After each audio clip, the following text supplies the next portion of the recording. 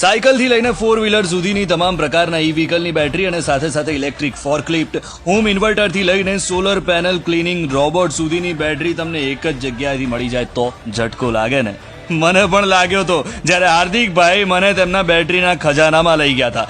Jalaram lithium battery. તમે જુઓ તો ચારે બાજુ બસ બેટરી જ બેટરી દેખાય. અને પાછું ઇલેક્ટ્રિક રિક્ષા માટે ઉપયોગમાં લેવાતી EIS 156 RTO અપ્રૂવ બેટરી તમને આખા ગુજરાતમાં ક્યાંય નહીં મળે.